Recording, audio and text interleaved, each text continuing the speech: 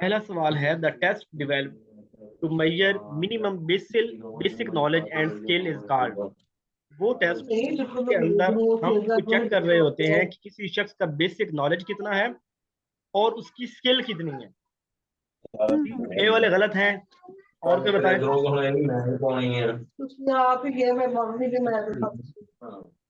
जी, देखिए ऐसा टेस्ट जिसके अंदर एक एक थ्रेश होल्ड है, एक क्राइटेरिया है जिसके अंदर हम कहते हैं कि मिनिमम इतना नॉलेज इतनी स्किल चाहिए। जी, CBST ये होता है क्राइटेरियन बेस्ड स्किल टेस्ट, ठीक है, जिसके अंदर हम एक खास क्राइटेरिया, देखिए आपको पता चल रहा है ना कि बेसिक नॉलेज या स्किल एक खास लेवल बताया जा रहा है कि इतना चाहिए। जैसे हम कहते हैं कि तीसरी क्लास का जो पढ़ा हुआ बच्चा है ना, वो उर्दू बोल लेता है और थोड़ी बहुत जमा तफरीक कर लेता है, इसका मतलब है कि वो एक खास उसको लिखना पढ़ना आ गया है, हम उसे कहेंगे कि वो एक अच्छा खानदान है। तो ये CBST टेस्ट है, ठीक है, क्राइटेरियन बेस्ड स्किल टेस्ट है। आवाजें आ रही हैं? कहाँ से आवाजें आ रही हैं? मेरी तरफ से आ रही हैं कि जी कर दिया? थोड़ा सा बर्दाश्त कीजिएगा। असल में ये है कि एक तो मेरे घर में बहुत सारे मेहमान आए हुए हैं, फैसलाबाद से आए हुए हैं, खाला लोग हैं वो आए हुए हैं, अब भावन नगर से आ गए हैं। तो फैमिली पूरी जो है ना वो कहीं कहीं एडजस्ट हुई हुई है, हर कहीं जो है ना वो अपने जो मुख्तसर से घर के अंदर। तो उस वजह से करके ना आप लोगों ने थोड़ा सा बर्दाश्त करना है इसको। मैं भी अभी जो है ना वो कैसे मैं समझ ली जगह बनाई है पढ़ाने के लिए, तो मैंने क्राइटेरियन बेसिक स्किल टेस्ट की जो है ना वो बता दिया, ठीक है। अच्छा, a test use to measure many skills with just a few item for each. एक टेस्ट है यूज टू मेजर, बहुत सी स्किल्स को मेजर करता है with just a few item, जिसके अंदर बहुत थोड़े से एटम होते हैं, ठीक है ना। देखें, जो होता है ना स्टैंडर्डाइज टेस्ट, वो एक ऐसा टेस्ट होता है जिसको बड़े एक्सपर्ट लोग बनाते हैं और चंद सवालों के अंदर ही वो मेजर कर लेते हैं कि इस बंदे के अंदर क्या गट्स है, क्या स्किल्स हैं।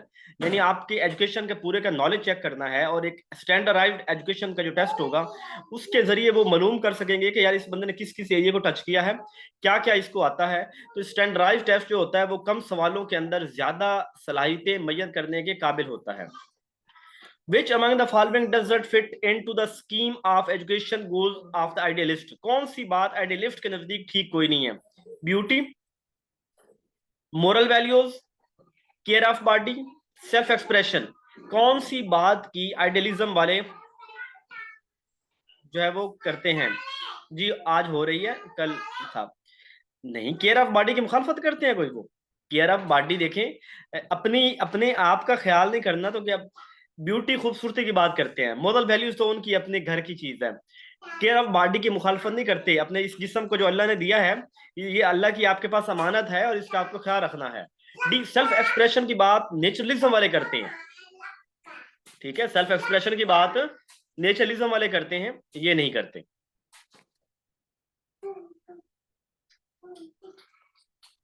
स्टेम ये पढ़ी नहीं जा रही कहीं पे, या ऐसे कर देता हूँ क्या इसको साइड? आपको एक कुछ चीज सामने तो नहीं आ रही स्टेम के? The school head master operate the following administrative function accept.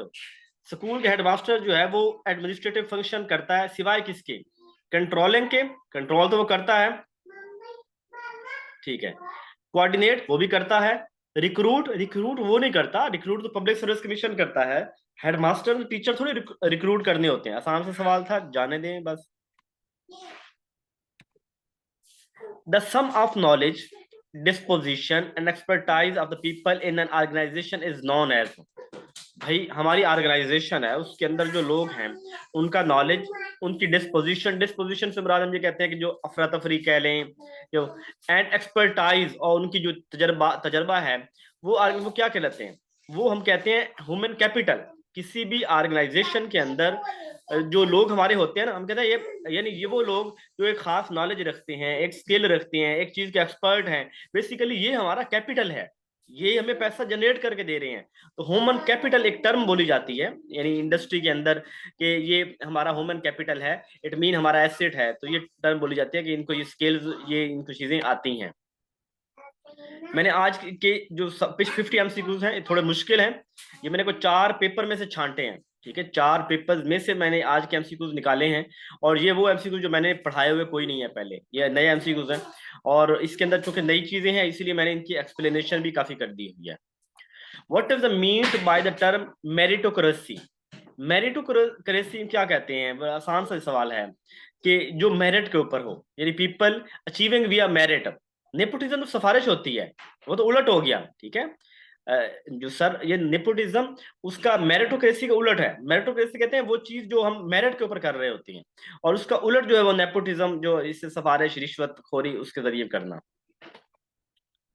The achievement gain during the career is called, वो अचीवमेंट जो हम अपने करियर के अंदर हासिल करते हैं, यानी ड्यूरिंग जॉब हम कोई चीज हासिल करते हैं, तो उसको हम कहते हैं ये अकम्पलिशमेंट है, ठीक है। ये मेरी क्या है? अकम्पलिशमेंट है, जो हम ड्यूरिंग द जॉब हम या एक करियर के दौरान हम, वो हमारी अकम्पलिशमेंट होती है। सक्सेस एक ओवरऑल टर्म होती है कि ये मेरे, यानी एक पहली दफा को करना, लेकिन ज्यादा जो बाद में होती है, जो ड्यूरिंग द करियर आप कर रहे होते हैं, उसे अकम्पलिशमेंट बोलते हैं। educational through various resources and method excluding direct teacher instruction is known as, यानी हम एजुकेशन जो है ना मुख्तलिफ सोर्सेज से ले रहे होते हैं, लेकिन ऐसा सोर्स जिसके अंदर टीचर्स की इन्वॉल्वमेंट नहीं है, टीचर की इन्वॉल्वमेंट नहीं है, वो कौन सी होगी? विर्चुअल देखें जिसके अंदर एक टीचर लाइव पढ़ा रहा है, ब्लेंडेड जिसके अंदर हमारा आईटी और दोनों यानी लाइव क्लासेस चल रही हैं। अल्टरनेटिव टीचिंग एक ऐसी टीचिंग है जिसको हम कहते हैं जहां पे टीचर्स के बगैर, जहां टीचर की डायरेक्ट इंस्ट्रक्शन नहीं है, यानी जहां उस्ताद डायरेक्ट इन्वॉल्व ना हो। उस्ताद आप यूट्यूब से पढ़ रहे हैं, डायरेक्ट एक उस्ताद की इंस्ट्रक्शन उस्ताद की शामिल नहीं है, तो उसे हम अल्टरनेटिव बोलते हैं, ठीक है। ये मैंने इस चीजें ये दी हुई हैं। Career planning and counselling in school primary involve, school के अंदर करियर प्लानिंग होती है, वो उसके अंदर क्या इन्वॉल्व होती है, काउंसलिंग क्या इन्वॉल्व होती है? Physiology, psychotherapy, care of body, ये तीनों चीजें तो नहीं होती, कुछ और होता है। देखिए इसका जवाब होगा नन यहाँ पे। देखिए जो स्कूल होता है ना, उसके अंदर हम बच्चे की जो है ना हम उसकी बॉडी की केयर करने के लिए नहीं आते सोलली, हम बॉडी की केयर करने के लिए नहीं आते, हम उसको साइकोथेरापी करने के लिए नहीं आते, फिजियोलॉजी करने के लिए नहीं आते। हम उसको क्रिटिकल थिंकिंग, क्रिएटिविटी, हम उसको एक किसी और दुनिया के लिए उसको तैयार कर रहे होते हैं। क्रिएटिविटी, क्रिटिकल थिंकिंग वगैरह के लिए उसका फोकस उसकी स्ट्रेंथ, उसकी वीकनेस के ऊपर, उसके इंटरेस्ट के ऊपर, उसके एस्पायरेशन के ऊपर, इनके ऊपर काम करने के लिए आते हैं। The growth of organisational power need to be matched with the growth of, अगर किसी कोई भी ऑर्गेनाइजेशन है, उसकी जो ग्रोथ है, ग्रोथ पावर है, वो किसके ऊपर डिपेंड कर रही होती है? वो उसकी, उसका ताल्लुक किस चीज की ग्रोथ के साथ है? वो किसी भी इंडिविजुअल की ग्रोथ के साथ है। यानी अगर एक इंडिविजुअल ग्रो सही करेगा तो वो ऑर्गेनाइजेशन ग्रो करेगी। अगर आप समझते हैं कि आपका इंडिविजुअल, आपका यानी जितने मल्टीनेशनल कंपनीज है ना, आज वो सक्सेसफुल हैं, मल्टीनेशनल कंपनीज आज सक्सेसफुल हैं, इस वजह से हैं कि अपने मुलाजमों को भी नवाजती हैं, उनको देती हैं अच्छा। और इधर से अगर आपका मुलाजिम आपसे कुछ नहीं है ना, आपको ज्यादा टाइम चलने वाले नहीं है। आप इस्तेसाल चंद टाइम ऐसा कर सकते हैं, लेकिन एक लंबे टाइम चलना आपके लिए मुश्किल होगा। तो इंडिविजुअल की तरक्की ही ऑर्गेनाइजेशन की तरक्की है। पाकिस्तान के अंदर अगर चंद लोग तरक्की कर जाएं तो पाकिस्तान तरक्की नहीं करेगा। पाकिस्तान की तरक्की तभी होगी जब पूरा पाकिस्तान की तरक्की करेगा, जब पब्लिक तरक्की करेगी। The concept of 7 habits of highly effective people बहुत जबरदस्त किताब है, और मैंने ये किताब बहुत पहले जो है वो उर्दू के अंदर तर्जमे की सूरत के अंदर पढ़ी थी। तो स्टीवन कोवे ने ये 7 चीजें जो है ना वो इसके अंदर बयान की। इसकी जो सबसे मुझे एक अच्छा पॉइंट 7 में से लगता है ना, जो मैंने उस वक्त बड़े अरसा पहले मैंने वो कहा, प्रोएक्टिव अप्रोच, ठीक है, प्रोएक्टिव अप्रोच, कि हर काम के लिए, काम मुसीबत आने से पहले उस मुसीबत के लिए तैयार रहना। वक्त हम ऑन द स्पॉट एक्शन लेते हैं, लेकिन पहले इससे तैयार होना। स्टीफन को यानी इसकी सारी बातें अच्छी हैं, तो इनको पढ़ना, बल्कि उसके बाद में इस किताब 8 हैबिट्स भी आ गई थी। Administrative decision making is assume to be, administrative जो डिसीजंस होते हैं वो कैसे होते हैं? क्रिएटिव, सर्टेन,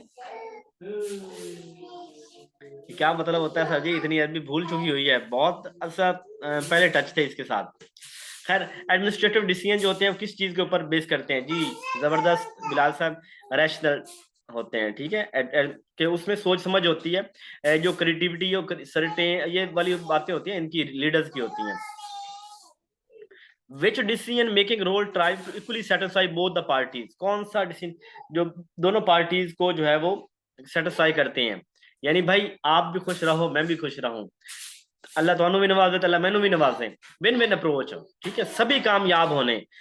ये भी उसके 7 habits of highly effective people में ये विन विन अप्रोच भी उसका एक स्टेप है, और बहुत अच्छा स्टेप है कि देखिए हसद छोड़ दें, इन चीजों को मतलब उस चीज को लेकर चले, अगले बंदे को कामयाब करें। ला युमिनु अहदुकुम हत्ता युहिब्बा लिअखीही मा युहिब्बु लिनफ्सी, तुम में से कोई शख्स उस वक्त तक मोमिन नहीं हो सकता अपने भाई के लिए वो पसंद अगर जो अपने लिए करता है। तो अगर आप इस पे नहीं आते तो फिर भी आप नहीं कामयाब हो सकते। इस्लाम ने इसको 1400 साल पहले इस बात को सल्लम ने फरमा दिया। The concept,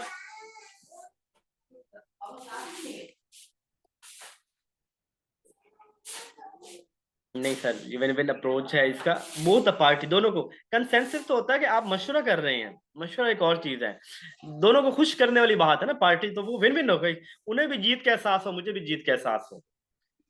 the concept dash violate the unity of command, unity of command किसमें वायलेट, यानी जिसके अंदर डेमोक्रेसी के अंदर यूनिटी नहीं होती, होती है ब्यूरोक्रेसी के अंदर, वो भी एक कमांड एक बंदे के पास होती है। मैट्रिक्स स्ट्रक्चर होता है ऐसा कि भाई मैं एक जगह जॉब करता हूँ, कभी मेरे से कोई हिसाब लेने आ जाता है, कभी कोई आ जाता है, मैं आपका बॉस हूँ, कभी कोई आ जाता है, यानी मैं हजारों बंदों को जवाब दे।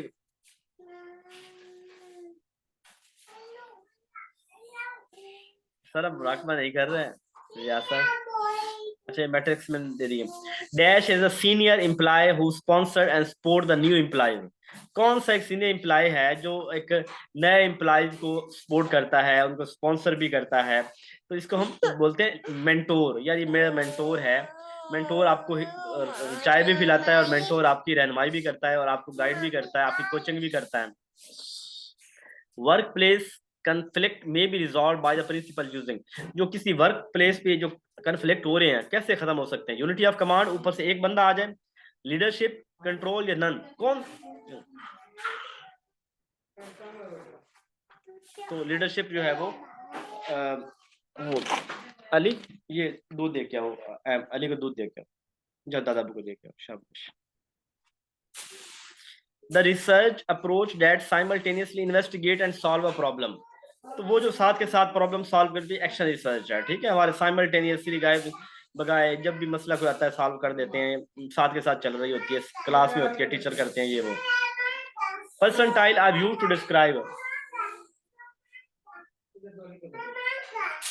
परसेंटाइल क्या करती है? Percentile are used to describe, किस चीज को डिस्क्राइब करती है? दूसरा cumulative frequency individuals to achievement overall group performance या correct number of responses on my given test. तो ये होती है जो परसेंटाइल है ना, ये बेसिकली होता है कि आपकी एक ग्रुप के अंदर परफॉर्मेंस किया, जैसे कहते हैं परसेंटाइल, कहते हैं यार इस बंदे का 80वां नंबर है क्लास के अंदर, 10वां नंबर है, तीसरा नंबर है, ये बंदा 35 में से 70वें नंबर 17 नंबर पे आया है। तो एक ग्रुप की परफॉर्मेंस जो होता है परसेंटाइल होती है। फॉर एग्जाम्पल मैं कहता हूँ 75 स्टूडेंट ने पेपर दिया है, तो उसमें इसकी परसेंटाइल 45 है, यानी ये 4500 नंबर पे आया है उतने में से, ठीक है, इस तरह करके होता है। The first step before preparing the test is to, पहला स्टेप क्या होता है बिफोर द टेस्ट इज, तो पहला स्टेप क्या है? ऑब्जेक्टिव सेट करना, बल्कि ये रिव्यू द कोर्स, ये दोनों आ जाएंगे, ये वाला ठीक है। क्या हो गया बेटा, ना कुछ करो, तला बेटा नहीं करो, सॉरी, इसको मुझे ना, इसका ये वाला दोनों ऑप्शन आ जाए। एजुकेशन अकॉर्डिंग टू प्रॉग्मेटिस्ट, प्रॉग्मेटिस्ट क्या कहते हैं? एजुकेशन एक्सक्लूसिव पीपल ओरिएंटेड होनी चाहिए, परपोजिव होनी चाहिए, हुली सोसाइटी, हुली इंटरडिसिप्लिनरी। प्रैग्मेटिस्ट का जो सबसे जबरदस्त कीवर्ड है ना वो ये है कि परपोजिव हो, ऐसी एजुकेशन हो जिसका जिंदगी में कोई मकसद हो, बगैर मकसद के फजूल एजुकेशन जिसका पब्लिक को कोई बेनिफिट नहीं हो रहा वो नहीं होनी चाहिए।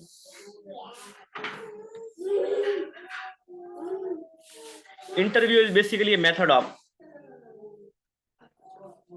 मैं कहता हूँ सवाल नए हैं, ठीक है, उस्ताद की बात मान लेनी चाहिए। आज के सवाल कुछ नए हैं और शायद आपको इनका एक्सपोजर नहीं हो चुका। मेरी कोशिश ये होती है कि नए नए सवाल लेके आऊँ।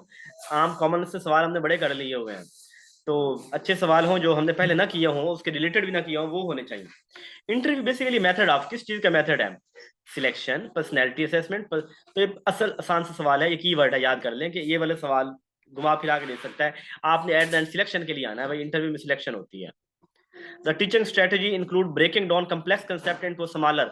बड़े कंसेप्ट को, एक उस्ताद है, उस्ताद की स्ट्रेटेजी है कि वो बड़े कंसेप्ट को छोटे छोटे हिस्सों में तकसीम करता है, मोर मैनेजेबल, उनको मोर मैनेजेबल पार्ट्स में बनाता है, देन सीक्वेंशियली उसको तरतीब से। डी वाले गलत है जी, आसान सा सवाल है, सिर्फ दिमाग लगाना है आपने जी। बिलाल साहब गुड। इसका फोल्डिंग है, उस्ताद इसका फोल्डिंग के अंदर सबक को आसान करने के लिए छोटे छोटे हिस्सों में तकसीम करता है, उनको बड़े सीक्वेंस में तरतीब देता है, बड़ी मैनेजेबल रह के अगला बंदा कर सके। तो ये इसका फोल्डिंग के अंदर ही काउंट हो, आसानियां सारी इसका फोल्डिंग के अंदर होती हैं।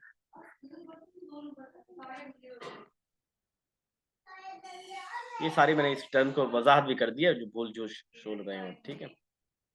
अच्छा जी ये इसको सॉरी ये उसी का ही पार्ट है, ठीक है। इसका फोल्डिंग की बात हो रही है और इसको मैं जोड़ रहा हूँ कि कैसे which organization is responsible for international level पे ना, United Nation Education and Science Scientific Culture Organization, UNESCO ने काम किया है।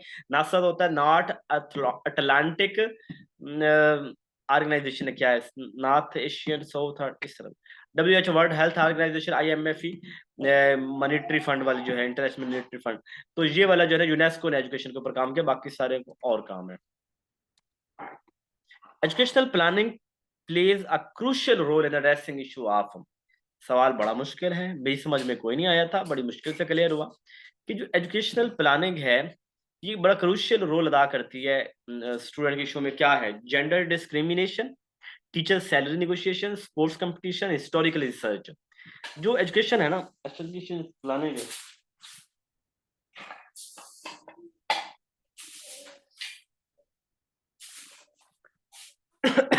ये जेंडर डिस्क्रिमिनेशन के जब हम प्लानिंग कर रहे हैं, हम देख रहे होते हैं हमारे पास जो है वो मेल फीमेल किस तरह की एजुकेशन, तो हम जेंडर डिस्क्रिमिनेशन एक बड़ी वजह होती है, क्योंकि बाकी जो है ना वो डिस्ट्रैक्टर वीक है, तो फिर इस वजह से करके हमें इस तरफ आ जानी चाहिए। टीचर की सैलरी की बात नहीं हो रही, तो स्पोर्ट्स की बात नहीं होती, हिस्ट्री की बात हम प्लानिंग के टाइम नहीं करते, बल्कि जेंडर डिस्क्रिमिनेशन की हमें इसको कैसे टैकल करना है, ये मैंने यहाँ पर वजाहत कर दिया। Which government body responsible for curriculum development education standard in Pakistan. Pakistan में करिकुलम डेवलपमेंट कौन करता है और एजुकेशन के स्टैंडर्ड कौन तय करता है? नेशनल असेंबली ऑफ पाकिस्तान चोरों की एक जगह है जहां पे पाकिस्तान के सारे बड़े बड़े इलीट क्लास के लोग गरीबों का इस्तेसाल करके वहां पे इकट्ठे होते हैं, और जिनका कोई एजेंडा नहीं होता सिवाय ये कि अगली 20 नस्लों को 10 नस्लों को हमने क्या करना है, तो इसको तो निकाल देना, इसके अच्छे काम होंगे। एचईसी का काम सिर्फ पैसा कमाना है, डिग्री वेरिफिकेशन करके इक्वलेंसी देके, और उनके अलावा इसके अलावा उनका कोई काम नहीं रह गया। यूनिवर्सिटी को फंड इन्होंने नहीं देने, और जो है वो 40-45 अरब रुपए इनको साल के मिलता है, इनकी तनख्वाहें होती हैं, और बाकी इधर उधर से अपने टीएडी है। मिनिस्ट्री ऑफ एजुकेशन डायरेक्शन देती है करिकुलम चेंज करने के हवाले से, और इसकी सरगर्मी के अंदर करिकुलम चेंज हो रहा होता है। अच्छा, मेजर आंसर ये है, मुझे कुछ जगहों पे एक और आंसर मिला, वो ये था, ये पाकिस्तान एजुकेशन रिसर्च काउंसिल कि जब करिकुलम बनता है तो यहाँ से गुजर के बनता है, ठीक है। यानी मिनिस्ट्री ऑफ एजुकेशन जब डायरेक्शन देती है इसके पास, लेकिन चूंकि बड़ा थंब जो है ना वो मिनिस्ट्री ऑफ एजुकेशन के अंदर होता है, तो इसलिए इसकी तरफ चले जाएंगे, लेकिन कहीं ना कहीं इसकी तरफ भी कुछ ना कुछ जवाब मुझे मिले हैं, ठीक है, देख लीजिएगा ये।